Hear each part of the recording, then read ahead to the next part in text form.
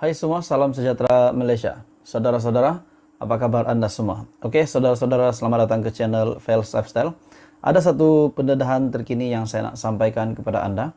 Ada satu insiden yang mengejutkan berlaku di Parlimen hari ini, dan saya rasa memang ramai yang tidak tahu, dan saya membuat info ini supaya ramai juga yang tahu tentang ini, sebab saya rasa akan ada kebaikan untuk Anda semua yang menonton video ini. Terdapat satu insiden yang mengejutkan berlaku di Parlimen hari ini. Satu insiden yang mengejutkan di mana seorang pembantu ahli Parlimen, pembantu MP, telah dihalau. Telah dihalau dari Parlimen disebabkan telah melanggar undang-undang Parlimen. Apakah undang-undang yang dilanggar? Mari kita teruskan. Tapi sebelum itu, saya meminta jasa baik Anda untuk bantu channel ini dengan menekan butang like, subscribe, dan kalau boleh Anda nak share, dipersilakan. Menurut artikel dari Malaysia Kini, pembantu MP dihalau dari Parlimen kerana skirt terbelah. Seorang wanita dihalau keluar daripada bangunan Parlimen kerana memakai skirt paras lutut yang terbelah yang mendedahkan sebahagian paha. Pengamal media yang kebetulan berada di tempat yang sama, lobi Parlimen, mendapati seorang pegawai keselamatan Parlimen meminta wanita tersebut untuk berbuat demikian. Menurutnya, bawa dia keluar, arahnya dengan nada tegas kepada petugas di situ. Wanita tersebut kemudiannya akur dan beredar daripada situ. Pengawal berkenaan enggan mendedahkan namanya. Tapi dalam pada itu, media pada mulanya menyangka wanita itu ialah pembantu Kelvin Yee ataupun Pakatan Harapan Bandar Kuching. Bagaimanapun, Kelvin Yee dilaporkan berkata wanita itu bukan pembantunya, sebaliknya hanya seorang pelawat biasa. Tiada sebarang rakaman gambar wanita berkenaan dibuat kerana pergerakan petugas media yang terhad di Parlimen. Berdasarkan etika pemakaian pelawat Parlimen, wanita yang berpakaian skirt perlu melepasi paras lutut. Panduan itu tidak dihuraikan lanjut sama ada boleh mempunyai bahagian yang terbelah atau tidak. Jadi saudara-saudara, akhirnya ini yang berlaku di Parlimen hari ini, dan bagi saya ini pasti mengejutkan seluruh dewan. Apa komen Anda? Teruskan bersama di dalam channel ini untuk perkembangan-perkembangan yang politik seterusnya. Jangan lupa bantu channel ini, tekan butang like, share, dan subscribe. Halo semua, salam sejahtera Malaysia. Selamat datang ke channel Fels Lifestyle.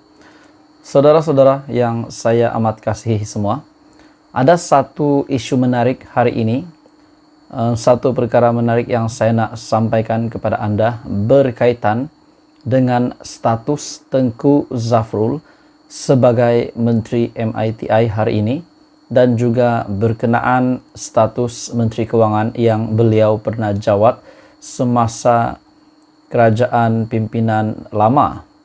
Akhirnya terdapat satu artikel yang menyebutkan yang telah mengaitkan nama Tengku Zafrul dan juga nama bosnya, yaitu Anwar Ibrahim pada hari ini sebagai Perdana Menteri.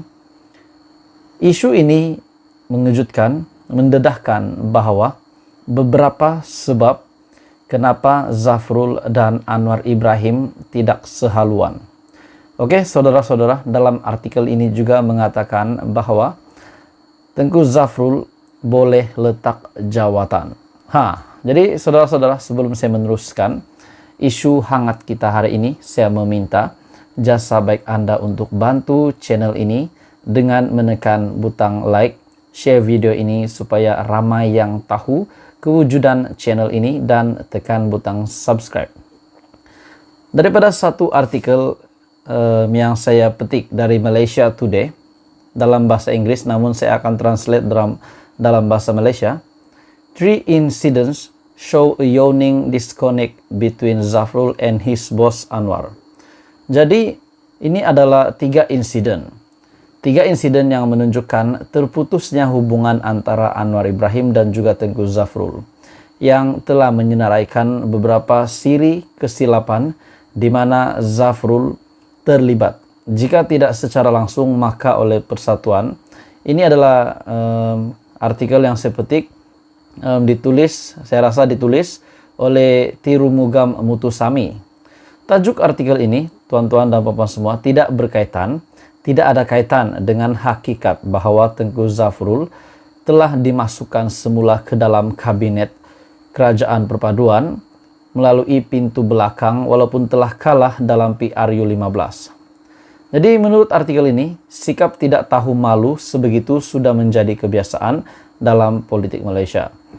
Ia juga tiada kaitan dengan prestasi buruknya sebagai Menteri Kewangan.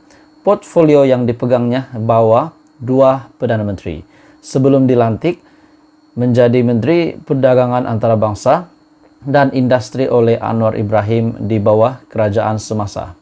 Atau hakikat bahwa Zafrul baru-baru ini telah dilantik ke Majlis Tertinggi UMNO, di mana dia menyatakan hasratnya untuk bersaing merebut tempat di semasa pemilihan parti akan datang. Jadi saudara-saudara, menurut artikel ini, Zafrul sepatutnya meletakkan jawatan karena dia tidak sehaluan dengan Anwar. Oke, saudara-saudara, adakah Anda setuju dengan artikel ini bahwa menyatakan bahwa Tengku Zafrul dan Anwar Ibrahim tidak sehaluan? Jadi dalam artikel ini juga menyebut 3 kejadian untuk membuktikan perkara ini. Yang pertama, dakwaan penyelewengan dana yang diagihkan semasa pandemik di bawah pelbagai package rangsangan dan ekonomi dan bantuan. Anwar telah mendedahkan bahwa kira-kira RM300 juta telah diselewengkan. Sebagai Menteri Keuangan ketika itu, Zafrul adalah tokoh penting dalam isu ini. Dalam pada itu, mengapa Zafrul perlu menyebut sehari dalam kabinet semasa adalah cadangan pembentangan kertas putih mengenai perolehan vaksin COVID-19. Walaupun aspek perolehan tidak berada di bawah bidang kuasa beliau semasa zaman MOF beliau. Berbilion ringgit terlibat dalam proses yang melibatkan pengawasan kementerian. Jadi, bila kita lihat Tengku Zafrul yang dilantik sebagai Menteri Keuangan, Menteri MIT hari ini, dan Anwar Ibrahim sebagai Perdana Menteri mendedahkan bahwa terdapat satu kecurigaan di dalam Menteri Keuangan, di dalam MOF pada pimpinan kerajaan yang lama, di mana Tengku Zafrul adalah Menteri Keuangan pada ketika itu.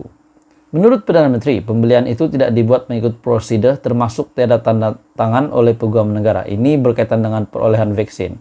Dan insiden yang ketiga, skandal Jana Wibawa telah mengaitkan Zafrul.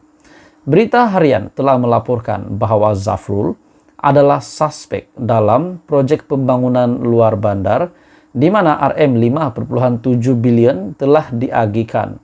Program ini bermula semasa kerajaan dahulu, di mana Zafrul menjadi Menteri Keuangan. Jadi saudara-saudara, menurut artikel ini, skandal Jana Wibawa yang telah mengaitkan Zafrul itu betul.